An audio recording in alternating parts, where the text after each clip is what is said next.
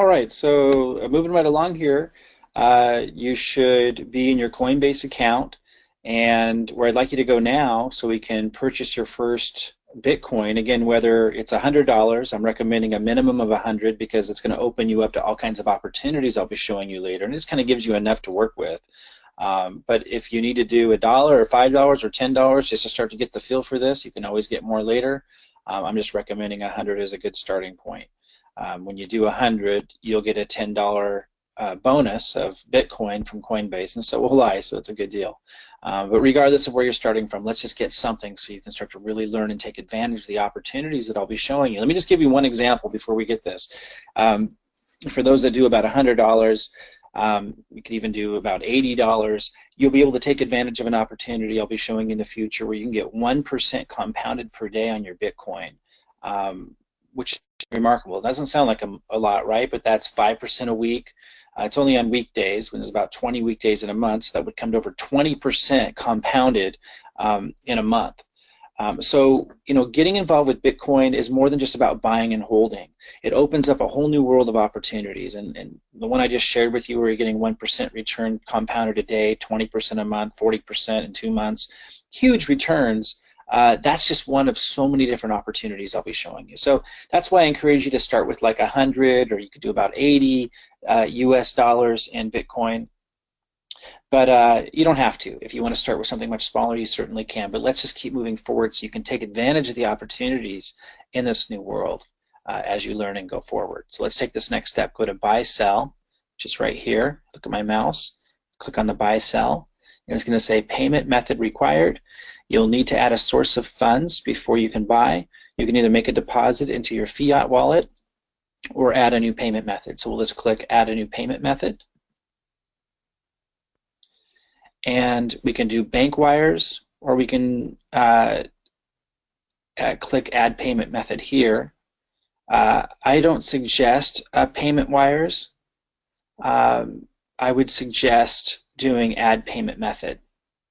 And you could choose PayPal, which is, when you connect that up, it's going to allow you to sell. Although it doesn't appear to allow you to buy currency. Let me click on that. I didn't do PayPal. Let me look. Yeah, so they often, let me just show you this real quick. You might come across a time where the site's asking you to confirm who you are because they want to secure you, in your funds. So they might ask for you to upload a driver's license or something like that, or a photo ID of some kind. Don't worry about that, though. You usually are able to go pretty far into this process and not even necessarily have to do that when you just have low funds in there. But a point may come where it may ask you to upload that. But let's not do that now, unless you come across it with the choices that you make with connecting these things. Bank account. Now this takes 4 to 5 days. If you hook up your bank account, it'll take 4 or 5 days when you make a purchase for that to process, because banks are slow. And so, which is what the cryptocurrency market's changing, right? Once you get into the cryptocurrency arena and you have Bitcoin or whatever cryptocurrency you're using, I suggest Bitcoin initially. When you have that in your account, things can move much faster, but getting it in here can be slow sometimes, depending on what you're doing. So bank account 4 to 5 days, but you have higher limits of how much you can do and how much you can move. So I suggest everybody link their bank account in here. If you want to go to Google and search Coinbase, you'll see it's very reputable, so you're not going to have a concern there. High security. Some of the highest security that you'll ever see is used by the cryptocurrency industry for obvious reasons. Then your other option is the credit or debit card. Now the cool thing about this is it's instant. So if you use a credit or a debit card, you can instantly buy your Bitcoin. So for some of you, that's going to be the next step you should take, just so you can get some in. It's nice just to give you, especially if you're just doing a little, I think that's your best bet because it's fast and you're started and this isn't going to delay. So if you were to choose that, I just want you to know, because the banks charge a lot of money, which is what cryptocurrency gets you out of once you make the purchase and you're working with Bitcoin and you start making Bitcoin with the opportunities I show you, you don't have all these fees all the time at the way you do with these banks.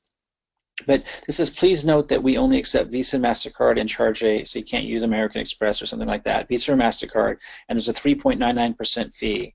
So for a lot of you, if you're doing like $100 or less, or even like $500 or less, this may be a viable option.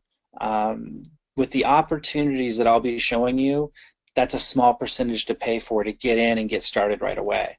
So for those of you that have a Visa or MasterCard and you're doing something like $500 or less, that would be my recommendation so it moves quickly.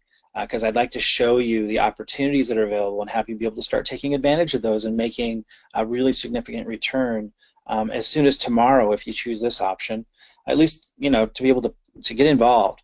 But I also suggest that you do set up a bank account at some point. I did. So even though it's slower, it has lower fees.